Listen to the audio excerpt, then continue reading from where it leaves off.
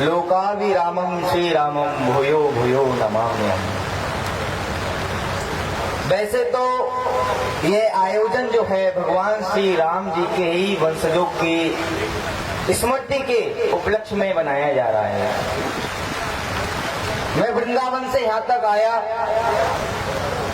यहाँ आयोजक टीम ने मुझे आमंत्रित किया, उसके लिए मैं सभी का धन्यवाद देना चाहूंगा।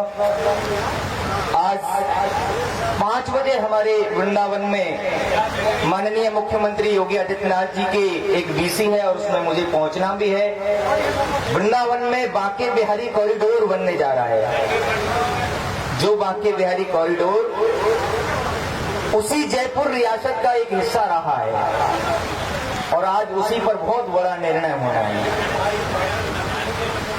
जयपुर रियासत के द्वारा हमारे मथुरा वृंदावन में अनेक मंदिरों का निर्माण हुआ और आज जो बात आती है ना, जैसे अभी बताया वक्तव्य में कि राजा जयचंद्र जी को गद्दार कहा जाता है, राजा मानसिंह जी को गद्दार कह करके हमें अपमानित किया जाता है। उन जो ऐसे शब्द जो बोलने वाले निकम्मे लोग हैं उनसे सिर्फ 2 ही बातें पूछ लेना कि जब राम मंदिर का फैसला माननीय सुप्रीम कोर्ट में हो रहा था, उस समय राजा जयचंद्र जी के इतिहासों के साक्ष्यों को क्यों पहुंचाया गया?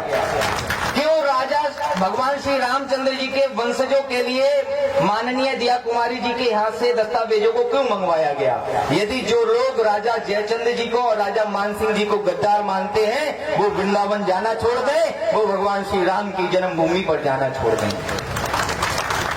वर्तमान में हम ऐसे महानायक की स्मृति और पुण्यतिथि को मनाने के लिए यहाँ उपस्थित हुए हैं जिनकी विरासत की लड़ाई अभी वर्तमान में मैं खुद लड़ रहा हूँ। मैं मथुरा में भगवान श्री कृष्ण की जन्मभूमि की मुक्ति की लड़ाई अभी कोर्ट में लड़ रहा हूँ। माननीय न्यायालय में अभी विचाराधीन है केस। आगरा में जामा मस्जिद की सीढ़ियों में भगवान श्री कृष्ण का विग्रह दबा हुआ है और यहाँ पर हमारे जो अतिथि बंधु बैठे हुए हैं, इनमें से अधिकतर लोगों को मैं जानता हूँ क्योंकि यहाँ भगवान श्री कृष्ण के वंशज के रूप में गोवर्धन सिंह जी जादव जी भी बैठे हुए हैं करौली से। और करौली के इतिहास वंश की विरासत संरक्षण के लिए ही मैंने कोर्ट में एप्लीकेशन लगाया कि भगवान श्री कृष्ण के वंशज जादव, जडेजा, भाटी, रावल, छौकर, सरवैया, रायजादा, सूरजैनी और चुड़ाशमा है।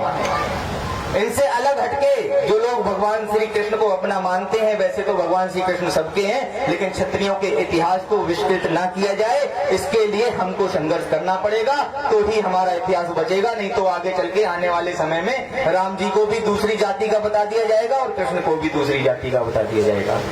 समय की तो बहुत बड़ी कमी है। हमें 5 बजे माननीय मुख्यमंत्री जी की उस वीसी में भी सम्मिलित होना है, क्योंकि जिस प्रकार से हमने 3 केस लड़ रखे हैं, ज्ञान वापी वाला भी केस है, मथुरा वाला जन्मभूमि का भी है और राणा सांगा वाले मामले में भी हमारी अभी गवाही होनी है।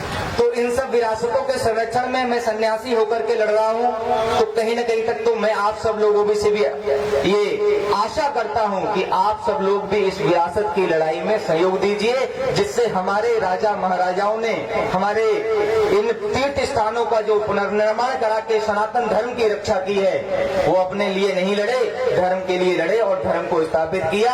और आज उनको हम पुनः स्मृत करते हुए उनकी विरासतों को बचाने के लिए आगे आए, ये सबसे बड़ी श्रद्धांजलि और उनके लिए पुण्यतिथि होगी। इन्हीं शब्दों के साथ मैं अपनी वाणी को विराम दूंगा।